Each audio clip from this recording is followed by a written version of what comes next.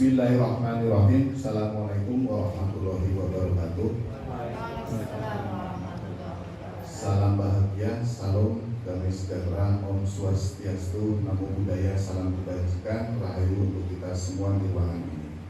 Bapak Kepala Sekolah yang saya hormati, Bapak Wakil Kepala Sekolah, dan juga rekan-rekan Bapak Ibu Guru SMP di dalam Purworejo, perkenalkan saya sendiri Nurjan Rohmatullah dan juga rekan saya Bu Eri Susanti SPD ini akan melakukan pembebasan modul 1.4 karena kami sedang menjalani program guru pendidikan guru penggerak. Jadi ada salah satu tugas bahwa kami harus mengimbaskan melalui komunitas belajar. Kebetulan SMP Negeri 8 juga sudah mempunyai komunitas belajar, yaitu Arumika SMP Negeri 8 Purworejo. Baiklah Bapak Ibu, langsung saja. Pertama-tama marilah kita panjatkan puji dan syukur kehadirat Allah Subhanahu wa Ta'ala karena berkat nikmat sehat kita dapat berkumpul di ruangan ini. Sekaligus saya juga mengucapkan terima kasih kepada Bapak Kepala Sekolah sudah memberikan kesempatan kami untuk melakukan kegiatan, salah satu kegiatan yang harus kami tempuh yaitu pembebasan kepada komunitas belajar yang ada di sekolah. Baiklah, untuk langsung saja untuk pembebasannya, ini kami akan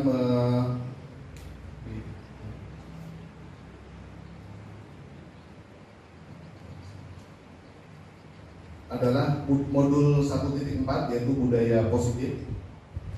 Dan di sini kami cantumkan bahwa slide ini yang kami terima dan nanti kami juga akan sharing dan juga ibaratnya nanti kita bisa berkolaborasi atau berkomunikasi, diskusi. Ini hasil dari pengembangan dari saudara atau saudari Andi Nur Cahyani, lalu ya Saskia Tirajasa dan Murti Ayu Jayanti. Baiklah.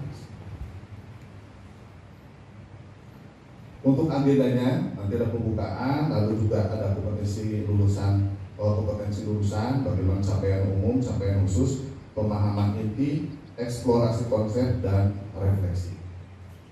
Ya, untuk kompetensi lulusan ini yang harus kami capai. Ini salah satunya di poin kedua yaitu guru penggerak mampu menggerakkan komunitas sekolah untuk bersama-sama mengembangkan dan mewujudkan visi sekolah yang berpihak pada murid dan berlandaskan nilai-nilai kebijakan universal. Capaian umumnya ini diharapkan memahami konsep pendidikan menurut Ki Hajar Dewantara dihubungkan dengan konsep budaya dan lingkungan positif di sekolah yang berpihak pada murid. Selanjutnya melakukan evaluasi dan refleksi tentang praktek disiplin dalam pendidikan Indonesia secara umum untuk mendapatkan pemahaman baru mengenai konsep disiplin positif untuk menciptakan murid dengan profil belajar Pancasila. Dan selanjutnya yang terakhir memahami peran sebagai guru untuk membangun budaya positif dengan menerapkan konsep disiplin positif dalam berinteraksi dengan murid. Selanjutnya memahami konsep budaya positif di antara yang di dalamnya terdapat konsep perubahan, paradigma stimulus respon dan teori kontrol. Ada 3 teori motivasi, perilaku manusia, motivasi internal dan eksternal, lalu juga keyakinan kelas, hukuman dan penghargaan, 5 kebutuhan dasar manusia, lalu 5 posisi kontrol guru dan segitiga restitusi. Selanjutnya menerapkan strategi disiplin positif yang memerdekakan murid untuk menciptakan ekosistem sekolah aman dan berpihak pada anak. Lalu menyusun langkah-langkah dan strategi aksi nyata yang efektif dalam mewujudkan kolaborasi dengan seluruh pemangku kepentingan sekolah agar tercipta budaya positif yang dapat mengembangkan karakter murid. Selanjutnya bersikap reflektif dan kritis terhadap budaya di sekolah dan senantiasa mengembangkannya sesuai kebutuhan sosial dan emosional murid. Nah, Bapak Ibu, ini ada satu pertanyaan. Kira-kira Bapak Ibu setuju atau tidak? Bahwa pertanyaan yang pertama, hukuman dapat mendisiplinkan anak. Bapak Ibu setuju atau tidak dengan kalimat yang pertama?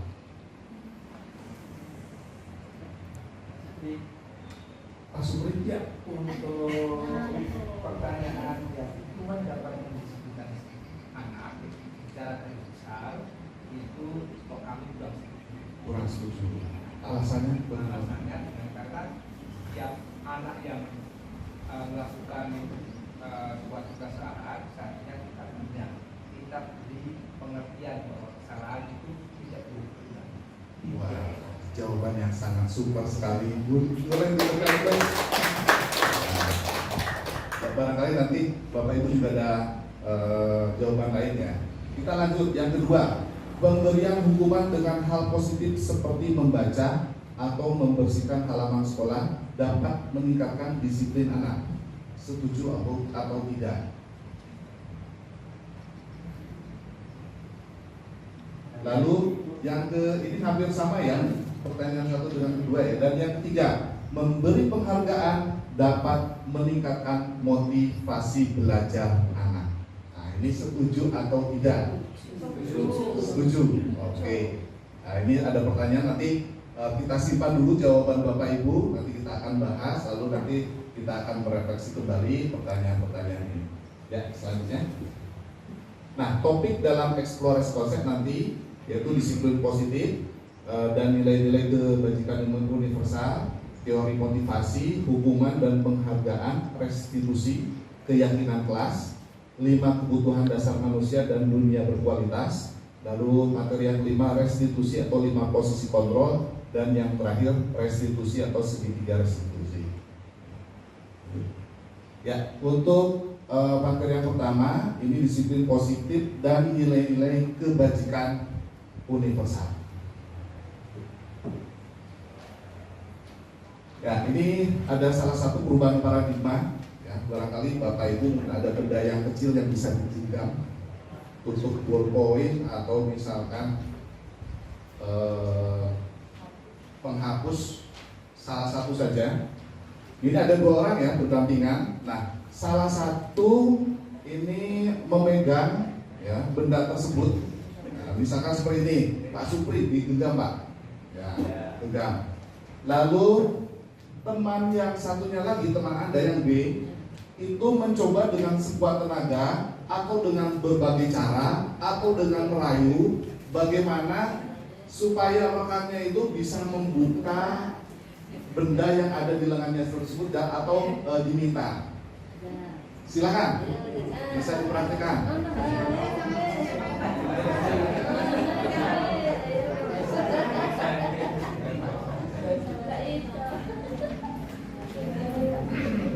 Sudah ya Bapak Ibu? Nah, dari praktik kegiatan tadi apakah yang terjadi? Tidak mau membuka tangannya. Nah, ya. Kenapa? Ya, karena di sini ada ya perubahan paradigma. Jadi ibarat tadi ya si A itu adalah jadi si diilusikan bahwa ini ilusi guru mengontrol murid. Lalu ilusi bahwa kritik dan membuat orang merasa bersalah dapat menguatkan karakter.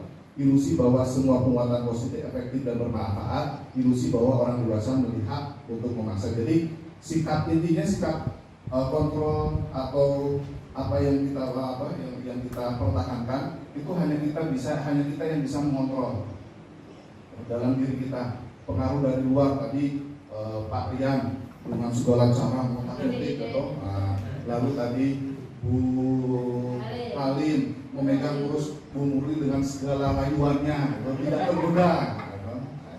Gitu. Nah ini ada siapakah sebagian dari kontrol sudah ada teori kontrol pilihan. Artinya di sini kita berusaha memahami pandangan orang lain tentang dunia. Jadi semua perilaku juga memiliki tujuan. Hanya Anda atau hanya kita yang bisa mengontrol diri kita sendiri. Lalu orang lain itu tidak bisa. Anda tidak bisa mengontrol orang lain. Jadi yang tadi yang si B itu. Lalu kolaborasi dan konsensus menciptakan pilihan-pilihan baru, dan di sini ada model berpikir menang-menang.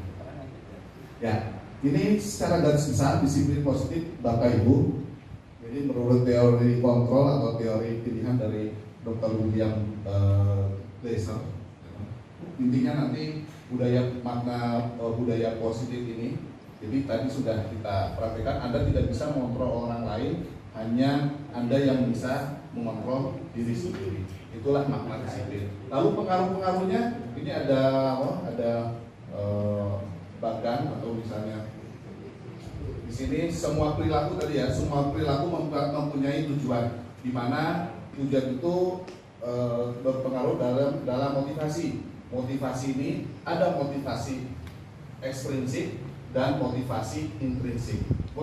Motivasi ekstrinsik ini salah satunya untuk menghindari hukuman, lalu untuk mendapatkan imbalan yang tadi sebagai penghargaan. Motivasi intrinsik ini muncul dalam dirinya sendiri, di mana ini memiliki nilai-nilai kebajikan universal. Salah satu contohnya itu melewati keyakinan kelas. Lalu model berpikir menang-menang, kolaborasi, menciptakan pilihan baru. Ini ada 5 posisi kontrol.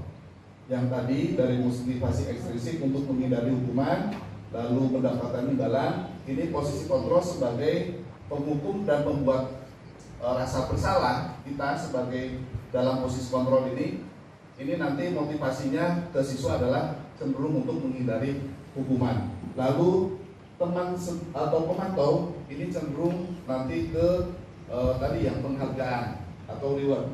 Lalu posisi yang sesungguhnya atau yang seharusnya kita tempatkan yaitu posisi sebagai manajer, di mana posisi sebagai manajer ini kita dapat menerapkan segitiga restitusi. Nanti ada tahapannya, menstabilkan identitas, validasi kebutuhan, dan menanyakan keyakinan yang akan disampaikan di paparan selanjutnya. Lalu realitas kebutuhan hidup. Jadi untuk realitas kebutuhan hidup itu berbeda-beda. Ya.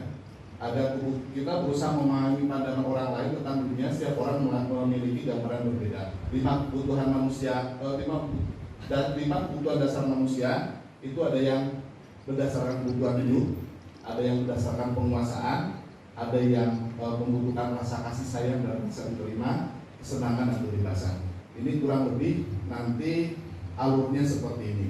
Dan untuk tahapan-tahapannya nanti kita akan bahas selanjutnya. Nah, makna disiplin, apakah makna disiplin? Makna disiplin ini berasal dari bahasa Latin, disiplina yang artinya belajar. Makna dari kata ini berkonotasi dengan disiplin diri dari murid-murid Socrates dan Plato. Disiplin diri membuat orang menggali potensinya menuju sebuah tujuan, apa yang dia hargai. Namun dalam budaya kita makna disiplin telah berubah menjadi sesuatu yang dilakukan seseorang pada orang lain untuk mendapatkan kepatuhan. Kecenderungan umum adalah menghubungkan kata disiplin dengan ketidaknyamanan, bukan dengan apa yang kita hargai atau pencapaian suatu tujuan. Kita acuannya disiplin itu adalah mematuhi peraturan. Padahal makna sesungguhnya adalah di sini adalah belajar. Lanjut, nilai-nilai kebijakan universal. Ini nilai-nilai kebijakan adalah sifat-sifat positif manusia yang merupakan tujuan mulia yang ingin dicapai setiap individu. Nilai-nilai tersebut bersifat universal, lintas bahasa, suku bangsa, agama maupun latar belakang. Setiap perilaku atau perbuatan memiliki suatu tujuan. Ini berdasarkan teori kontrol Dr. William Glasser. Lalu juga dengan mengaitkan nilai-nilai kebajikan yang diyakini seorang dapat, maka motivasi intrinsiknya akan terbangun sehingga menggerakkan motivasi dari dalam untuk mencapai tujuan mulia yang diinginkan. Jadi tujuan yang diinginkan itu yang diharapkan adalah muncul dalam diri sendiri, bukan dari luar, dari hukuman maupun dari penghargaan tadi, tapi muncul dari diri sendiri. Lalu nilai-nilai kebajikan yang ingin dicapai setiap anak Indonesia kita kenal dengan profil pelajar Pancasila, di mana ada 6 dimensi, yaitu yang pertama beriman, bertakwa kepada Tuhan Yang Maha Esa dan berakhlak mulia. Lalu mandiri, bernalar kritis, berkebinekaan global, bergotong royong, dan kreatif. Ya, selanjutnya eksplorasi konsep, pembelajaran, teori motivasi, hukuman, penghargaan, dan restitusi. Ya, ini sudah dibahas sebelumnya. Jadi motivasi perilaku manusia itu yang pertama untuk menghindari ketidaknyamanan atau hukuman apa yang akan terjadi. Contohnya apa yang akan terjadi apabila saya tidak melakukannya. Ini cenderung untuk menghindari peraturan-peraturan atau untuk melanggar peraturan. Ini maksudnya ke motivasi eksternal. Selanjutnya masih motivasi eksternal untuk mendapatkan imbalan dari orang lain atau institusi. Apa yang akan saya dapatkan apabila saya melakukannya. Ya, jadi apakah itu mendapat hadiah, mendapatkan nilai.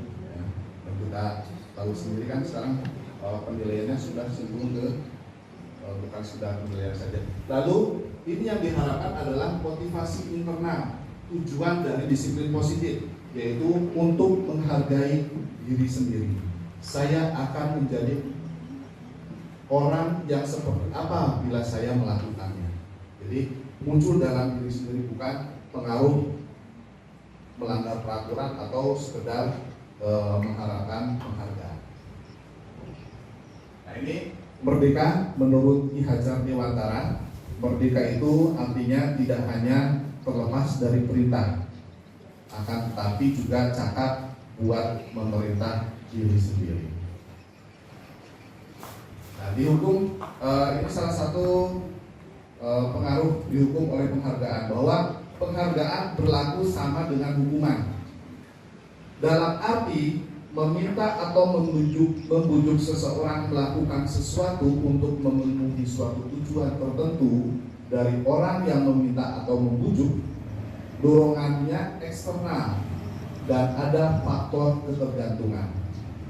Beberapa dampak dari pemberian penghargaan ini menurut ahli Alfikon dalam bukunya di tahun 1993. Lalu apa saja pengaruhnya? Ini akan memberikan pengaruh jangka pendek maupun jangka panjang. Artinya ketika kita memberikan imbalan hadiah, anak akan bersemangat. Tapi ketika kita tidak memberikan imbalan, tidak ada hadiahnya, biasanya itu anak cenderung kurang bersemangat. Nah, itu faktor eksternalnya. Lalu penghargaan juga bisa bersifat hukum.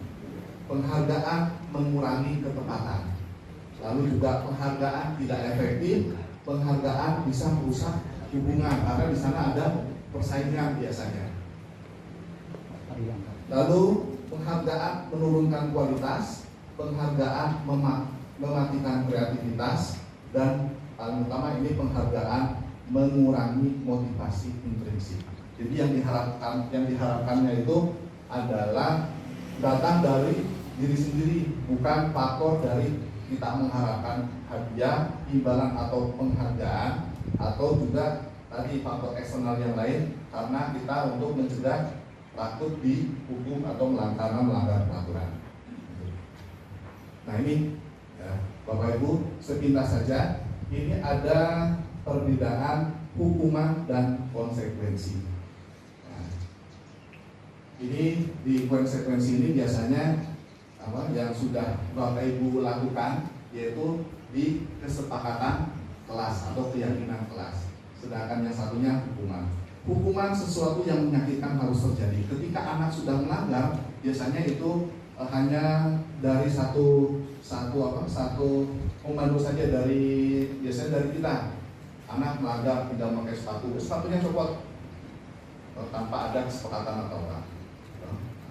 Lalu hukuman juga dapat membuat anak sakit ya, fisik maupun hati dalam jangka waktu yang lama. Ini berdasarkan penelitian ya, yang dilakukan oleh para ahli. Lalu juga anak jadinya membenci kedisiplinan, lalu mendorong anak menyakiti diri sendiri. Lalu juga bisa menjadi konsep diri yang buruk. Anak belajar untuk menyembunyikan kesalahan. Misalnya kita tanya anak, kamu suka Pak, banyak sekali alasan-alasannya. Lalu marah, berasa bersalah, dipermalukan, dan merasa tidak dihargai. Berbeda dengan konsekuensi, yaitu ya ketika anak melakukan, ya ada konsekuensi yang harus dia terima. Jadi sesuatu itu harus terjadi. Ya. Lalu membuat anak merasa tidak nyaman, namun dalam jangka waktu yang pendek, karena ini kan sudah kesepakatan. Jadi anak juga sudah paham, saya melanggar berkonsekuensinya, kita sudah sepakat. Lalu anak juga menghargai disiplin, stimulus tanggapan, lalu mendorong anak agar mudah menyesuaikan diri, konsep diri yang baik. Anak belajar untuk mematuhi peraturan, lalu kehilangan hak, tidak dibuat nyaman, diasingkan untuk sementara waktu. Ya. Baiklah Bapak Ibu, ini ada beberapa pertanyaan atau pernyataan. Kira-kira ini masuk ke hukuman atau konsekuensi. Yang pertama, mencatat 100 kali dalam buku kalimat, saya tidak akan terlambat lagi karena terlambat sekolah. Kira-kira masuk hukuman atau konsekuensi?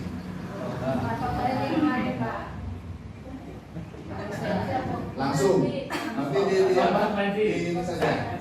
Lalu lari mengelilingi lapangan basket 2 kali karena terlambat lagi di sekolah. Murid diminta untuk pusat 15 kali karena tidak menggunakan masker ke sekolah.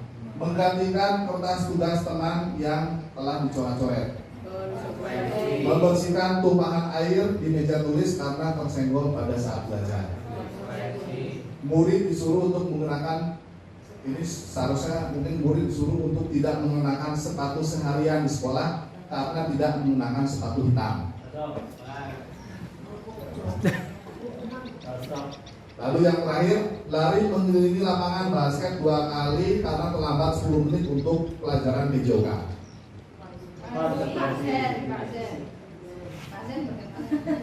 Kira-kira ini apa? Nah ini jawabannya. Yang terakhir, yang terakhir ini biasanya kan ada toleransi waktunya. Ini kan sudah kesepakatan. Terlambat 10 menit lari sekian. Kalau anak terlambat di bawah 10 menit berarti kan belum mendapatkan hukuman. Jadi ada kesepakatan. Ya. Ini ada yang tanya Pak ya. Ini yang kedua ini belum jelas Pak ya. Antara hukuman dan konsekuensi. Untuk pertanyaan nanti disimpan dulu ya Bapak Ibu, karena kita juga ini hari Jumat berbatasan waktu. Ya. Nah di sini ada identitas gagal maupun identitas sukses. Hukuman ini kalau misalnya bisa dibaca ini kecenderungannya ke negatif. Konsekuensi ini biasanya bersifat netral dan ada yang namanya restitusi. Nah, restitusi ini lebih ke sifat positif. Apa itu restitusi? Nah, nanti kita akan bahas kembali.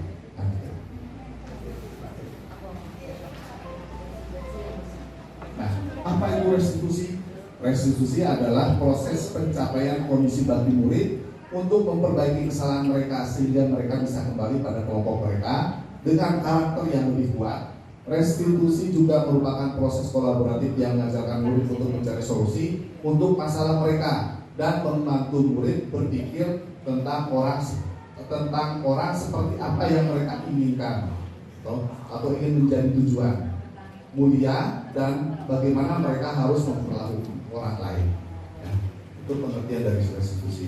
Ciri-cirinya bukan untuk menebus kesalahan, namun untuk belajar dari kesalahan.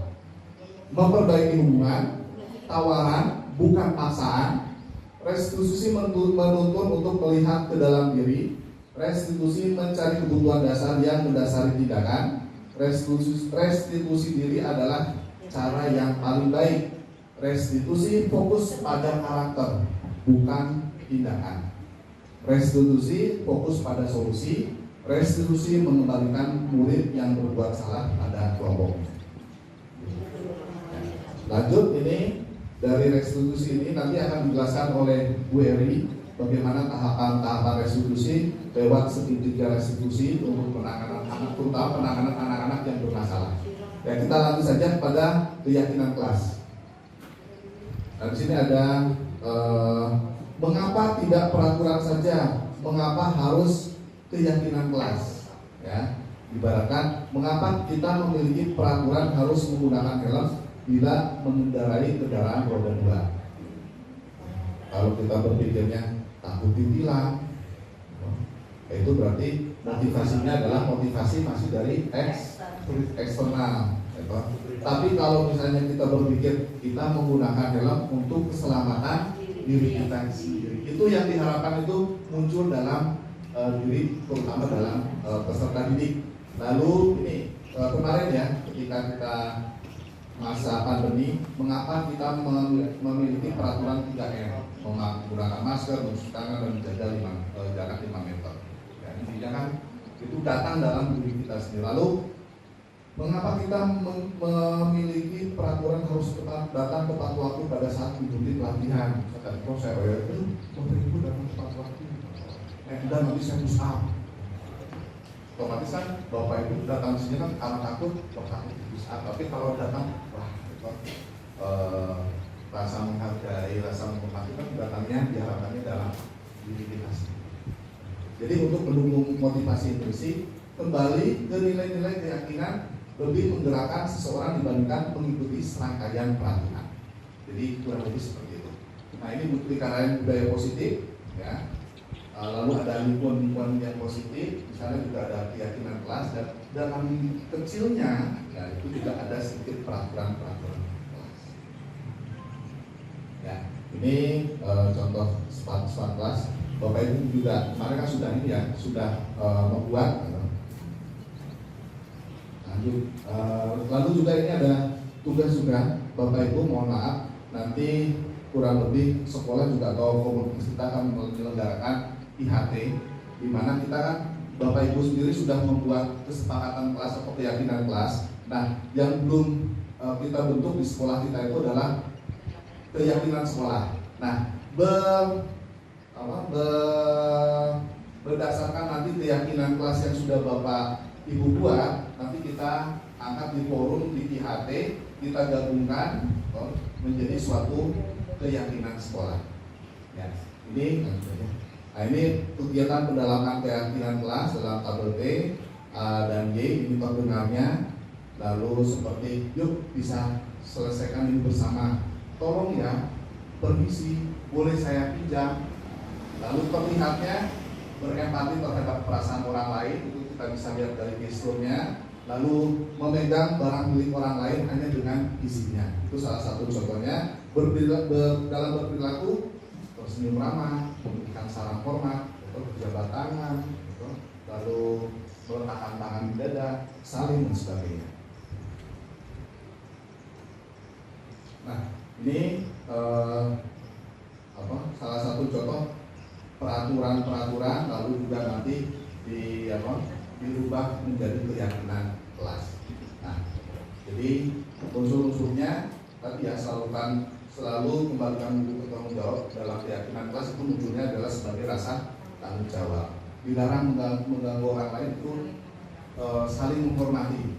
Lalu juga dilarang melakukan kekerasan, itu kan muncul dalam dirinya atau dalam diri sendiri adalah untuk keselamatan, untuk menghormati orang lain.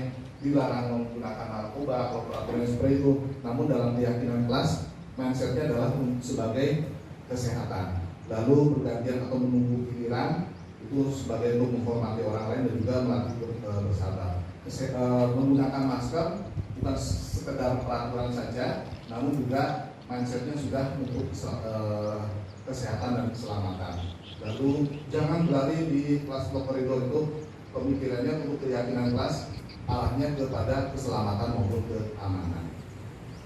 Ya, saya kira itu penjelasan dari saya sampai keyakinan kelas. Selanjutnya ada 3 materi lagi yang akan disampaikan oleh rekan saya sendiri, yaitu Ibu Eri Susanti.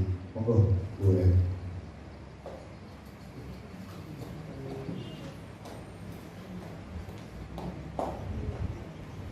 Terima kasih atas waktu yang diberikan. Masih semangat ya Bapak Ibu? Semangat. Sudah lama apa belum? Belum. Luar biasa. Ada ya, tapi nanti biar tidak ngantuk, coba kita simak bersama-sama.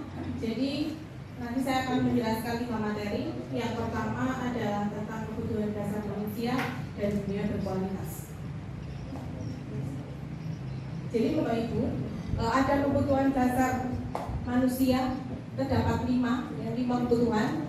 Yang pertama adalah kasih sayang dan rasa diterima, kemudian penguasaan, lalu kesenangan, bertahan hidup, dan kebebasan. Nah, Bapak Ibu, dengan adanya banyak permasalahan siswa kita di sekolah, saya sendiri sebagai guru BK mengamati dan setelah mempelajari materi ini, ternyata anak-anak yang seringkali melanggar aturan sekolah, sering sekali bermasalah, itu karena kebutuhan dasarnya ternyata tidak tercukupi. Nah, mari kita ubah sistem lama menjadi sistem baru dengan pertama kita harus tahu latar belakang dulu dari siswa tersebut. Ya, lalu yang kedua adalah kita mengidentifikasi kebutuhan dasar apa yang belum terpenuhi. Kemudian yang ketiga, kita bersama-sama mensolusikan guru BK, kemudian wali kelas, Bapak Ibu guru mapel, dan kemudian dikomunikasikan dengan orang tua. Kebutuhan-kebutuhan itu memang harus terpenuhi bersama-sama, baik mungkin dari sekolah maupun untuk kebutuhan dari keluarga yang mungkin belum terpenuhi. Ya, contohnya ketika menangani anak-anak yang sering bermasalah itu ternyata kompleks sekali permasalahannya. Setelah saya identifikasi ya, ada yang kelima-limanya ini masih kurang atau belum terpenuhi, ada yang baru 3 saja, mungkin 2 saja.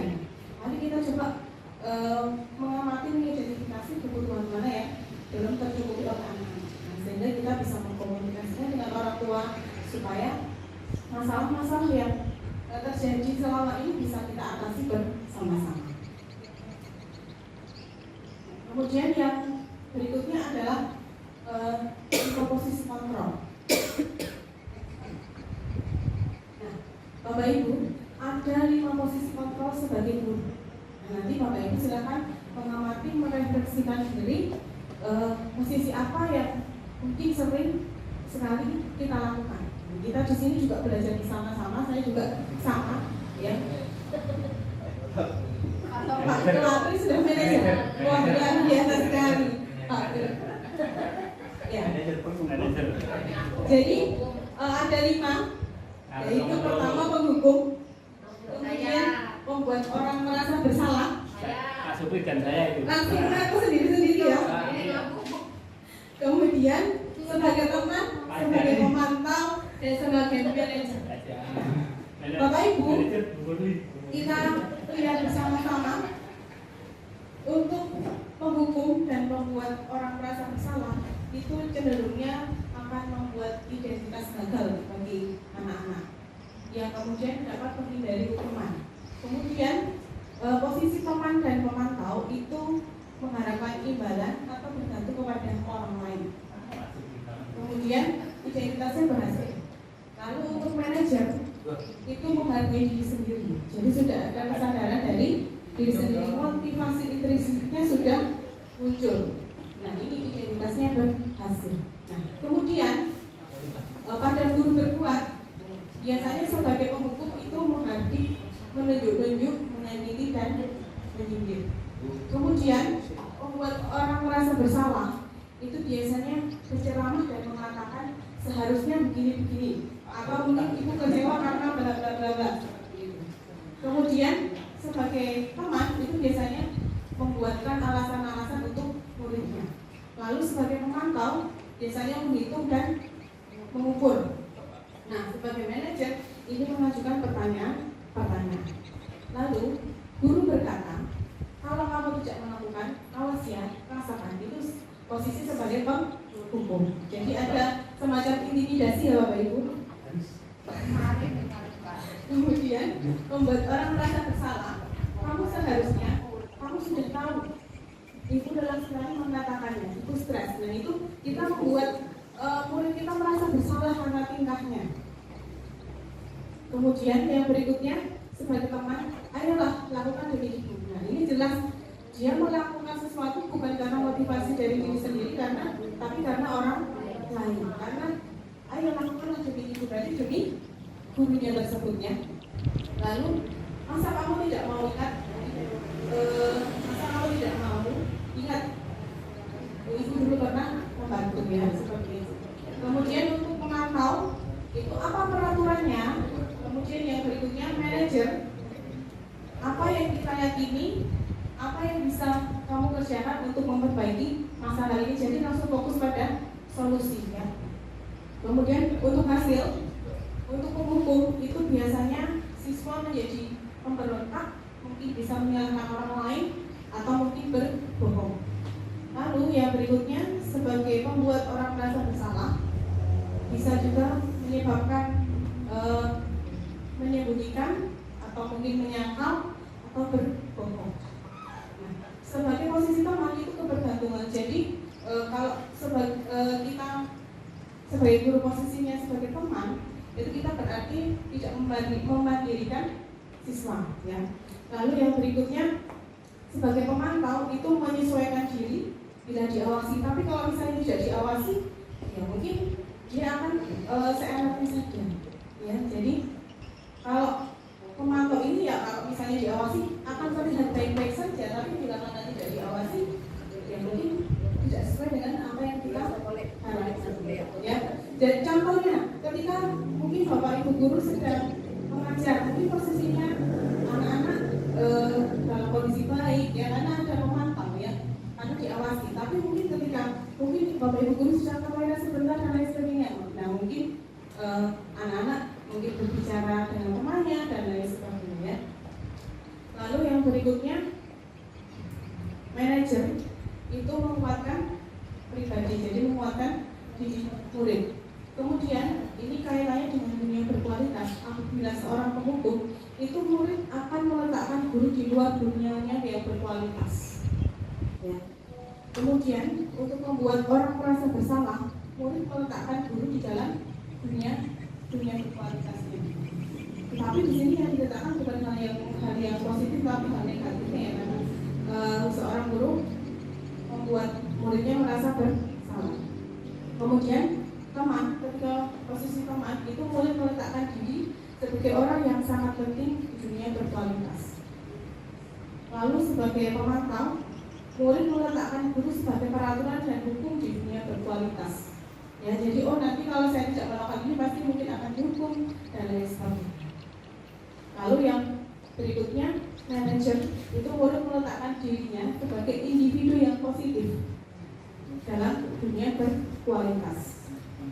Lalu murid berkata, biarkan saja, nanti juga marah-marah lagi. Jadi mungkin kalau sering dihukum bisa saja pertahanan diri murid itu akan semakin kuat, sehingga sudahlah biarkanlah seperti itu ya.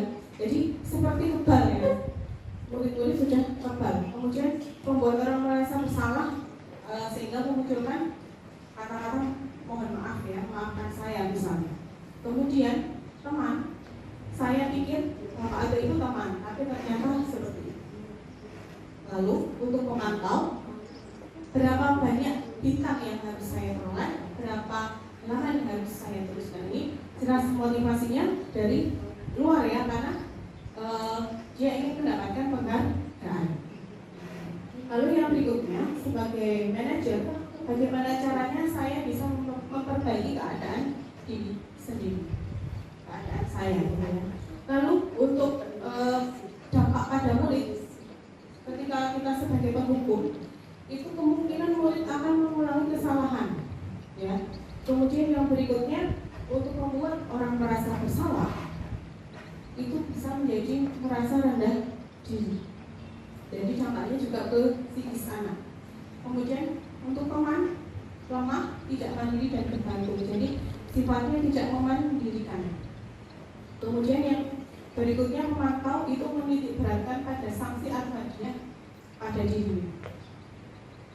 Jadi kalau nggak ada motivasi, misalnya penghargaan, ya saya nggak akan melakukan, seperti itu contohnya ya. Kemudian untuk manajer itu biasanya mengevaluasi diri, bagaimana cara memperbaiki diri. Nah, jadi Bapak Ibu, menurut Bapak Ibu dari 5 posisi kontrol ini yang terbaik yang mana? Manajer. Sudahkah Bapak Ibu yang mencapai manajer? Rencana. Oh ya, rencana ya.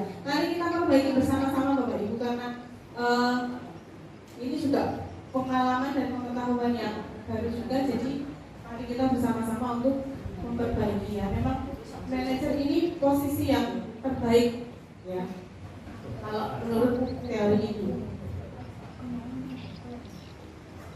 Nah, contohnya ada pernyataan berikut ini. Saya kecewa sekali dengan kamu. Itu berarti membuat orang merasa bersalah, ya. Sudah ini ya, kata-katanya sudah kelihatan ya. Kemudian kamu tidak pernah melakukannya. Itu sebagai pembunuh. Lalu ayolah lakukan demi ibu bapak. Itu teman, ya.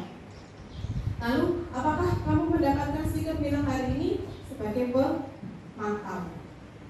Lalu bagaimana kamu bisa menyelesaikan masalah ini? Nah, ini sebagai manajer. Jadi langsung fokus pada masalahnya. Kemudian yang terakhir, kamu selalu yang paling terakhir. Itu sebagai pembunuh. Nah, selanjutnya akan saya jelaskan segitiga restitusi. Jadi Pak Gubernur sudah menyampaikan tentang restitusi. Nah, sekarang saya akan menjelaskan segitiga restitusi itu seperti apa. Untuk yang pertama, segitiga restitusi itu ada 3 bagian, ya. Nah, yang pertama adalah menstabilkan identitas. Nah, di sini menstabilkan identitas itu berarti membuat anak yang merasa gagal karena berbuat salah tadi menjadi positif terhadap dirinya. Nah, caranya bagaimana? Nah, guru bisa berkata, berbuat salah itu adalah hal yang manusiawi. Kemudian tidak ada manusia yang sempurna. Mungkin juga bisa, yang lain juga pernah melakukan semacam ini, ya. Atau bapak ibu juga pernah berbuat salah. Kemudian kita pasti bisa menyelesaikan permasalahan ini. Lalu juga bisa dengan bapak ibu tidak tertarik untuk mencari siapa yang benar, siapa yang salah, tapi bapak ibu lebih tertarik untuk menyelesaikan masalahnya. Lalu yang terakhir, kalau kamu menyalahkan dirimu sendiri terus-menerus, apakah kamu bersikap baik pada dirimu sendiri? Jadi semacam itu ya bapak ibu, untuk menstabilkan identitas. Kemudian yang berikutnya adalah validasi kebutuhan.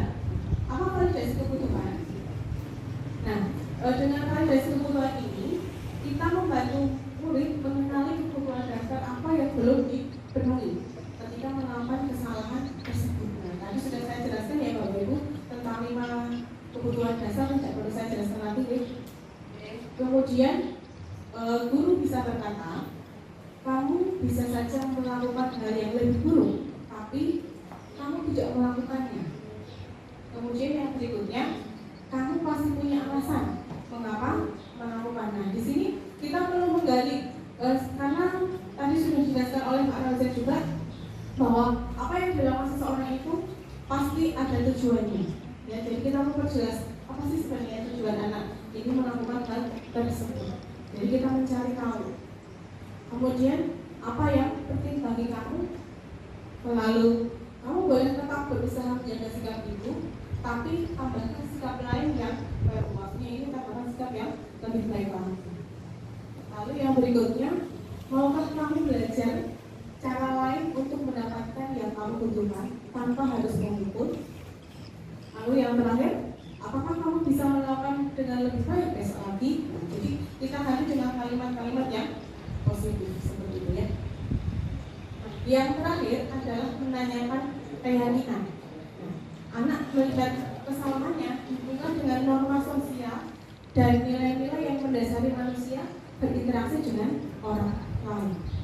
Dalam menanyakan keyakinan ini, guru dapat berkata, apa nilai yang kita percaya di kelas atau di sekolah ini? Lalu nilai universal apa yang telah kita sepakati bersama? Kemudian kelas yang ideal itu seperti apa? Kamu ingin jadi anak yang seperti apa? Kemudian apa yang kamu rasakan ketika kamu melakukan itu? Kamu menjadi orang yang seperti apa? Jadi bentuknya seperti ini Pak, Bu ya. Ini seperti ini bentuknya. Jadi ini yang lebih detailnya, lebih jelasnya seperti ini.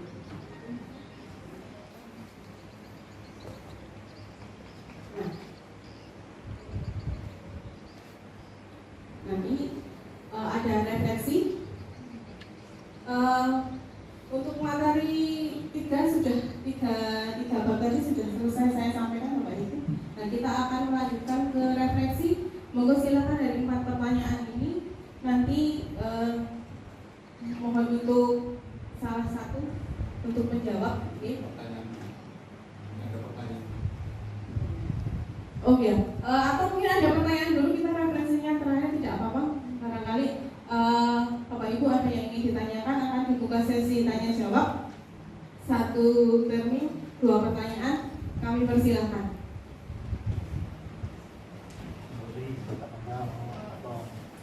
Ya, silakan Pak Sopan. Oke.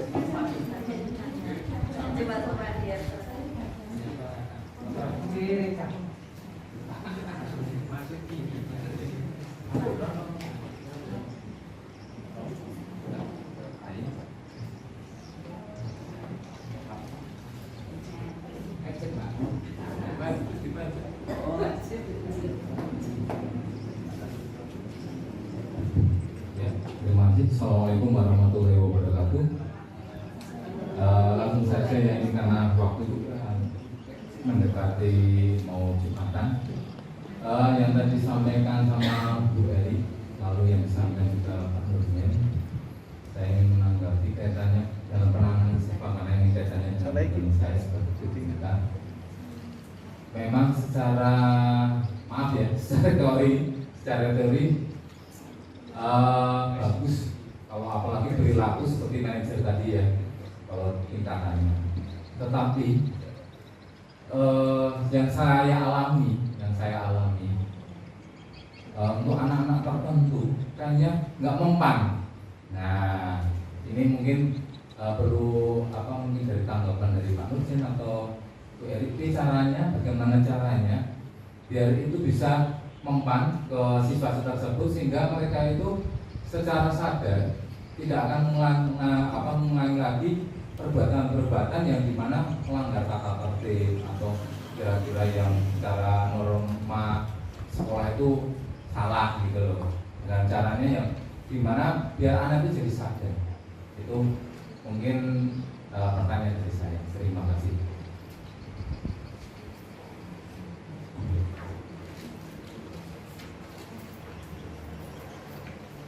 Baik, saya akan mencoba menjawab Pak Sopan, nanti barangkali Pak Nurul bisa menambahkan. Pertama, dari pertanyaan Pak Sopan tadi, bagaimana cara mengatasi anak-anak yang bermasalah ya, dan mengulang kembali ya. Nah, ini memang realita dan cukup sulit juga ya, karena saya sendiri juga mengalaminya ya. Jadi ini sebagai bentuk curhatan ya. Kalau menurut saya Bapak Ibu, pertama kita harus mengenali dulu latar belakang kondisi kulit itu seperti apa. Ya, kemudian tahu latar belakangnya, lalu tahu kondisi sosial lingkungannya seperti apa. Karena mohon maaf, perilaku yang ditampilkan siswa kita saat ini itu kan juga hasil dari bentukan lingkungan, tidak hanya lingkungan dari sekolah saja, karena di sekolah itu juga terbatas ya, hanya berapa jam saja, tetapi kebanyakan adalah dari rumah. Nah, ini perlu kita gali lagi. Nah, kemudian kalau kita sudah tahu permasalahan mungkin atau kebutuhan apa yang belum terpenuhi, jadi kita harus mengidentifikasi dulu kebutuhannya apa. Misalnya satu anak ini ternyata punya 5 kebutuhan dasar yang belum terpenuhi. Nah, mohon maaf, anak-anak yang cenderung kebutuhan dasarnya belum terpenuhi pasti akan bermasalah, dan biasanya cukup kompleks juga, karena memang benar-benar saya alami sendiri. Kemudian yang berikutnya kita komunikasikan ya Bapak Ibu dengan orang tua.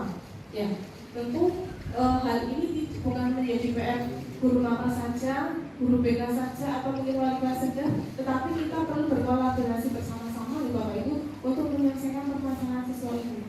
Ya, jadi kita tidak bisa berdiri sendiri, tapi kita harus memang bersama-sama. Mungkin bisa konsultasi dengan kepala sekolah juga, atau mungkin kalau harus ada pihak luar, ya kita memanggil pihak luar yang lebih berkompeten, gitu. Itu juga bisa. Ada tambahan? Ya, terima kasih. Sebelumnya tadi dari pertanyaan Pak Sofan sangat menarik. Ini termasuk juga ini evaluasi atau refleksi bagi diri saya sendiri. Tadi kan Pak Sofan mengatakan kok bagaimana supaya anak tersebut tidak mengulanginya lagi. Nah, ini juga secara teori tadi juga sudah disampaikan, dan ini kita kecenderungan ketika kita menangani anak, posisi kita sebagai apa dulu? Apakah kita sebagai penghukum, lalu sebagai teman, atau sebagai manajer? Kecenderungan kita, termasuk saya sendiri, lebih menangani anak sebagai penghukum, gitu. Dan tadi juga sudah disampaikan, jika misalkan kita sebagai penghukum, itu kecenderungannya adalah anak akan mengulangi kesalahan kembali. Namun berbeda kalau misalkan kita bertindak sebagai manajer. Memang ini prosesnya sangat panjang, Mas Sokan, gitu. Kita harus mengetahui dulu kebutuhan mereka melakukan itu tuh apa. Pasti ada kebutuhan yang ingin mereka penuhi. Apakah itu tentang kebebasan, apakah mereka butuh kasih sayang, itu kan harus dikorek-korek terlebih dahulu. Secara teorinya kan seperti itu. Lalu baru nanti kita ke tadi yang sudah disampaikan Bu Erin tersebut, masalah segitiga restitusi, kita harus menstabilkan keadaan, validasi kebutuhan, lalu menanyakan keyakinan. Jadi saya pikir seperti itu, karena kecenderungan kita biasanya menangani siswa itu masih cenderung ke penghukum. Dan saya pikir juga Bapak Ibu juga pasti sudah melakukan segitiga restitusi. Hanya saja kita kan belum tahu, ternyata teorinya seperti ini, gitu. Terkadang kita berasumsi, kita melihat dari sudut pandang sudut pandang siswa, kenapa kok bisa melakukan seperti itu. Kadang kita melakukan pembelaan, gitu. Saya kira kurang lebih seperti itu, Pak Sopan, karena dulu juga saya sempat menangani masalah ketika jadi wali kelas, gitu. Ya mohon maaf bila saya menyebutkan nama salah satu anak kita yang kelas 7, ya, sekarang kelas 9 sudah lulus, sudah akan lulus, gitu. Dia sering tidak masuk, gitu. Dari sekolah dia berangkat lalu tidak sampai ke sekolah, kok mampir kemana-mana. Itu kita melakukan home visit beberapa kali, lalu dari nanyakan ke anaknya itu bagaimana, lalu dengan orang tua kita berkomunikasi, dan ternyata memang anak tersebut ada satu kebutuhan yang kiranya mereka butuhkan. Dari fasilitas dari orang tuanya, handphone pada saat itu orang tuanya menyediakan, lalu orang tuanya juga memfasilitaskan sepeda motor. Hanya saja perhatian dari orang tua ketika kami berbicara, ini bagaimana pemantauan, wah pokoknya gede, gitu. Terus gede udah ini saya orang itulah masalah HP atau apa, orang ngerti, gitu. Kalau orang tuanya akhirnya kita pendekatan, lalu orang tuanya waktu itu ya memang perhatiannya kurang, akhirnya kita mencari orang siapa yang bisa menjadi figur untuk menggantikan, memberikan perhatian yang alhamdulillah. Atau anak tersebut sekarang kan yang kelas 9A atau 9A itu bisa menyelesaikan, dan akhirnya selesai. Dulu juga pernah wali kelas ketika kelas 8-nya itu Bu Wiwi, gitu. Putri setiap berangkat sekolah mesti dia tidak sampai ke sekolahan, bahkan waktu itu sempat Bu Eri juga sampai ngejar-ngejar sembunyi di kuburan, gitu. Nah, ternyata selidik memang ada satu kebutuhan yang dia butuhkan. Kita home visit, ternyata ibunya tuh punya anak kecil, lalu punya bayi, dan yang biasa memberikan perhatian itu adalah ayahnya. Ternyata ayahnya bekerja ke Jakarta, ya kita komunikasi, dan akhirnya ayahnya berkorban meninggalkan pekerjaannya di Jakarta untuk kembali lagi ke rumah, dan alhamdulillah pada saat itu Rina ya Bu Wiwi itu bisa menyelesaikan. Jadi tahapan-tahapan itu memang kita agak repot untuk menerapkan posisi kita sebagai manajer. Namun mau tidak mau ya ini berdasarkan teori dan pengalaman yang terjadi, dan ini posisi sebagai manajer inilah yang sekiranya paling pas. Jadi ya mudah-mudahan kita semua bisa memposisikan seperti ini, meskipun memang berat, saya yakin tugas Bapak itu juga banyak sekali dengan administrasi yang harus diselesaikan, lalu penanganan anak yang saya kira permasalahan yang dari dulu belum sempat terselesaikan juga, lalu juga jumlah porsi antara guru dan siswa kan kita juga terlalu banyak. Andai saja misalkan porsinya sedikit, mungkin kita pemantauannya bisa lebih intens lagi, dan barangkali ini juga menjadi tantangan bagi kita semua. Barangkali itu jawaban dari saya. Monggo Bu Eri atau rekan-rekan yang lain. Bagaimana Pak Sokan? Sudah cukup?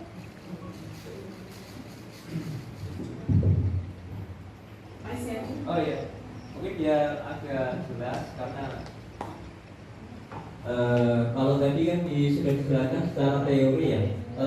Mungkin biar kita lebih jelas itu apakah ada simulasi bagaimana penanganan anak terkait dengan segitiga restitusi itu mungkin bisa ditayangkan video atau seperti apa gitu. Kalau tadi kan langkah-langkahnya sudah disampaikan, ada menstabilkan identitas dan lain sebagainya. Tetapi mungkin secara prakteknya itu kan kita belum, maksudnya belum tahu semua gitu. Mungkin bisa ditayangkan satu kasus saja.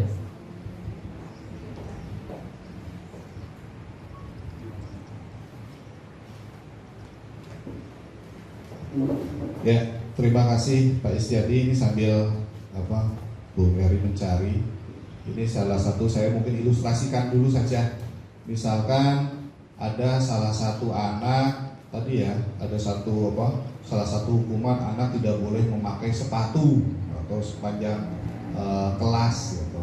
Jadi ada satu anak, dia masuk ke kelas tidak memakai sepatu hitam. Nah, lalu kita lakukan segitiga restitusinya, itu tidak langsung menghukum begitu saja. Kenapa kamu tidak pakai sepatu hitam? Kok sepatunya putih? Udah lepas, simpan sana di meja saya. Sementara kamu nyeker. Nah, namun segitiga restitusi yang diharapkan kita tanya terlebih dahulu, kenapa kamu misalkan tidak memakai sepatu hitam? Mungkin alasannya bisa saja, Pak, tadi saya kesiangan, sepatu hitam saya cuma sebelah, ketemunya cuma sepatu yang ini. Nah, lalu nanti kita juga ada tahapan-tahapan yang tadi menstabilkan keadaan. Oh ya sudah, gitu. Ya karena kamu tadi datang terlambat, akhirnya kamu yang memakai sepatu yang tidak sesuai. Nah, lalu juga tentang validasi kebutuhan, lalu juga nanti sampai ke tahap menanyakan keyakinan. Nah, jadi setelah anak tersebut melanggar, kita juga langsung kan karena kita sudah membuat kesepakatan biasanya, gitu. Kamu kan sudah melanggar, terus ya kita dikuatkan gitu. Semua juga ada. Oke. Jadi keyakinannya bagaimana gitu. Ketika kamu melanggar seperti itu, apa yang akan kamu lakukan? Nah, ini salah satu contohnya, monggo.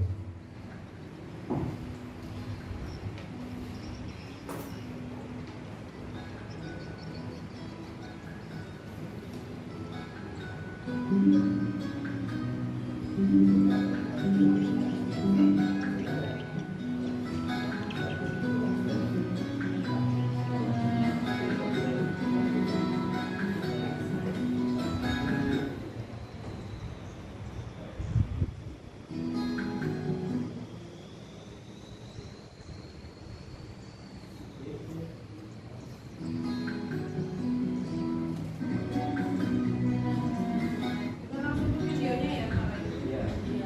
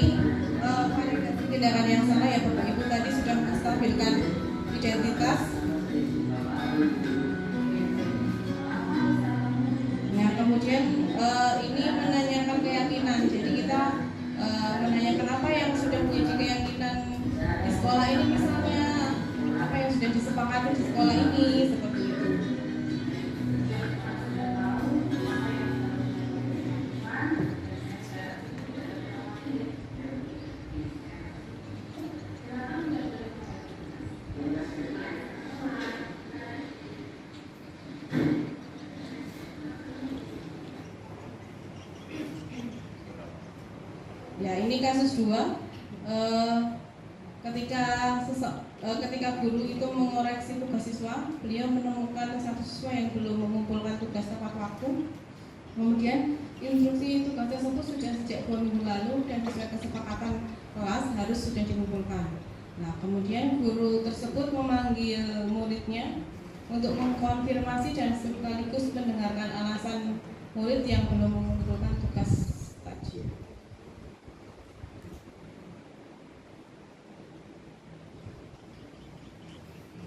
Nah, ini kata-katanya ya.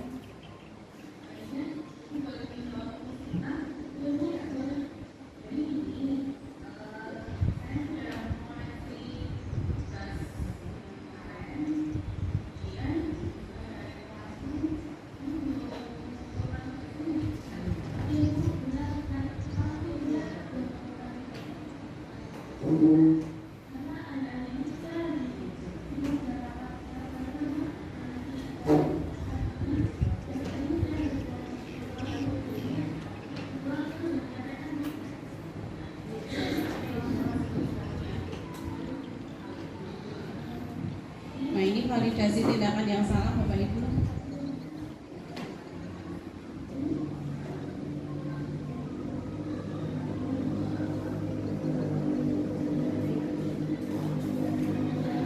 Nah, lalu yang ketiga adalah menanyakan keyakinan.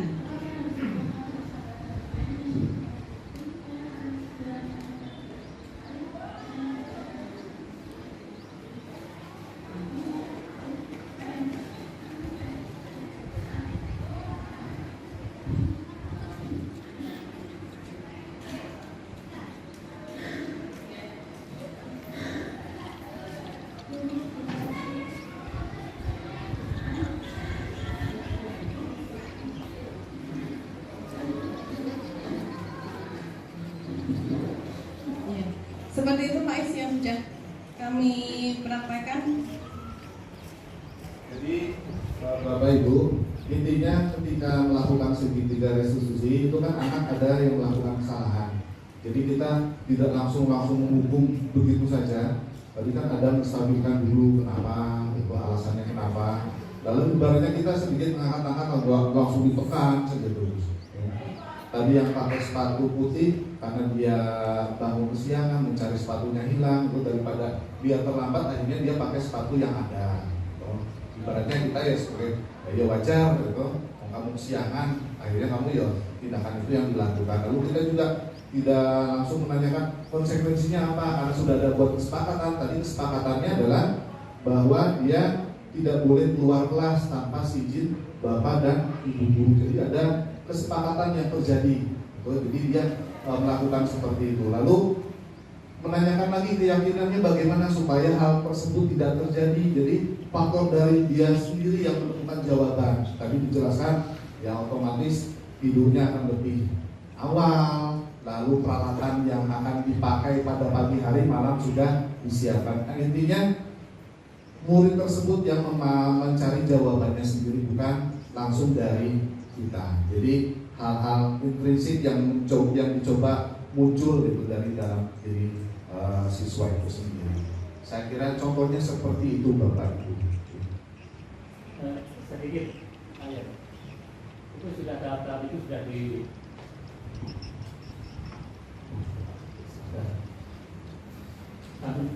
terima kasih. Kadang-kadang saya menemui semua langkah itu sudah dilalui, entah itu misalnya dari guru mata pelajaran atau dari guru BK atau dari yang lain, sesuatu dan seterusnya. Tetapi anak-anak itu selalu saja mempunyai alasan untuk menjawab pertanyaan, dan anaknya cuma itu terus. Bagaimana untuk langkah terakhirnya? Secara teori ya Pak Toha ya, secara teori itu ketika dia melakukan kesalahan, dia pasti akan mempunyai satu kebutuhan atau beberapa kebutuhan yang sekiranya belum terpenuhi. Itu secara teorinya seperti itu, dan kita adalah untuk mencari kebutuhan itu tuh apa gitu. Dan itu juga butuh proses memang yang cukup panjang. Ketika melakukan kesalahan kita kan kadang ya bolak-balik gitu, ya ibaratnya ulangi lagi ya, kita kembali lagi bolak-balik mendampingi, ya memang seperti itu. Jadi tugas kita tuh untuk mengorek itu apa yang menjadi kebutuhan dasar. Pasti ada alasannya kenapa dia melakukan seperti itu. Apakah kebutuhan ya tadi karena dia kebutuhan akan kesenangan atau kebutuhan atas kasih sayang atau perhatian gitu. Secara teorinya mungkin seperti itu Pak Toha.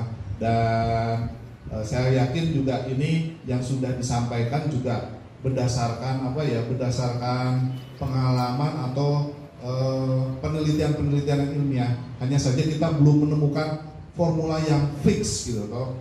Kuncinya itu belum terpegang. Kita kan masih meraba-raba karena mindset kita termasuk saya sendiri, kita kecenderungannya sebagai penghukum. Akibatnya ya anak itu yang mengulanginya lagi dan itu juga sudah terbukti itu di dalam teorinya memang seperti itu. Saya kira itu Pak Toha.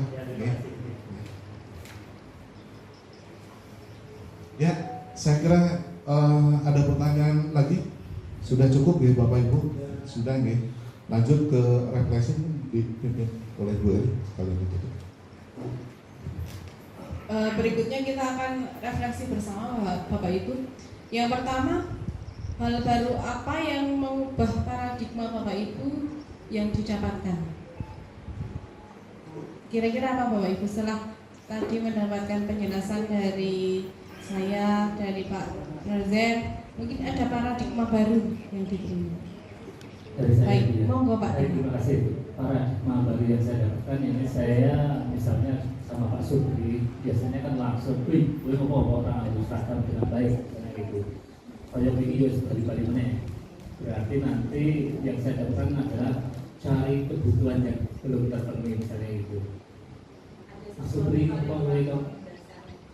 Mas Supri kok perangan dulu atau biru apa? Itu tolong Pak ya itu ya gitu.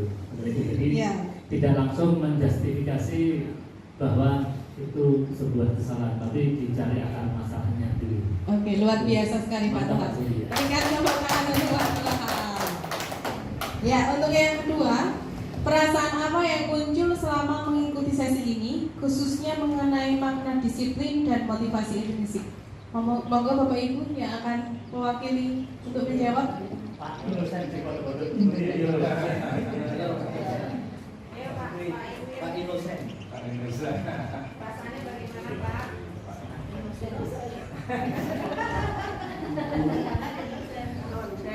Terima kasih atas kesempatannya. Jadi perasaan yang saya dapatkan adalah saya menjadi sadar dan tercerahkan gitu.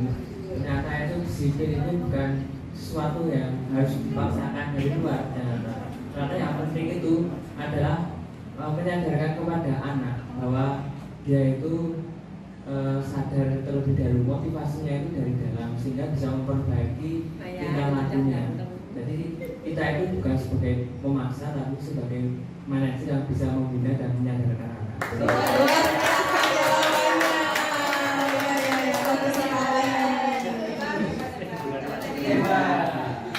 Oke, kita lanjutkan yang ketiga.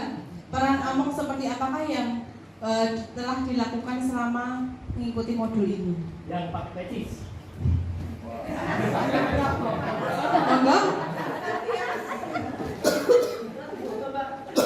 Monggo Bapak Ibu.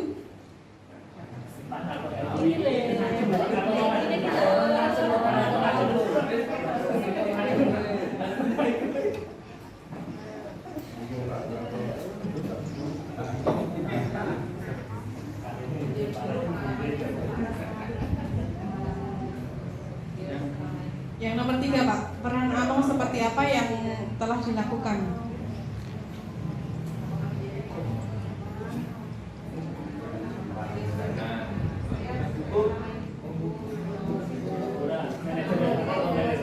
Ya mungkin selama ini yang telah dilakukan pada posisi 5 kontrol tadi apa Pak mungkin bisa disampaikan? Ini tadi peran Among saya adalah selama ini saya sebenarnya masih belajar mendisiplinkan tapi belum sampai ke tingkat manajerial karena ya ini tadi bagi saya masih baru dan itu sebagai masukan saya agar kedepannya nanti saya bisa menjadi seorang manajer yang baik yang mungkin bisa memberikan contoh bagi anak-anak atau sekolah itu. Sebenarnya itu saja. Terima kasih jawabannya Pak Nandong, luar biasa. Kemudian yang terakhir adalah saya akan menjadi among yang seperti apa setelah mengikuti modul ini. Monggo Bapak Ibu. Jadi dari ibu-ibu.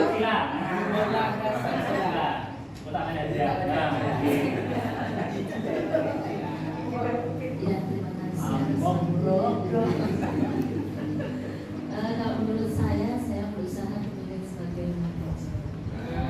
Kita berusaha itu nanti kita untuk penghukum dan kayaknya ya sudah kita mari kita menjadi yang manajer biar nanti dari diri kita sendiri juga bisa, terus nanti bisa membantu anak-anak. Terima kasih atas jawabannya yang luar biasa. Baik Bapak Ibu, saya rasa sudah menunjukkan waktu pukul 11:30 karena Bapak-Bapak akan Jumatan. Kita akhiri untuk sesi ini. Saya dan Pak Razan mengucapkan banyak terima kasih atas waktu yang sudah diluangkan untuk mengikuti kegiatan ini. Semoga ini menjadi ilmu yang bermanfaat dan berkah untuk kita semua. Mohon maaf apabila dari kami ada kesalahan kekurangan dalam menyampaikan materi. Wassalamualaikum warahmatullahi wabarakatuh.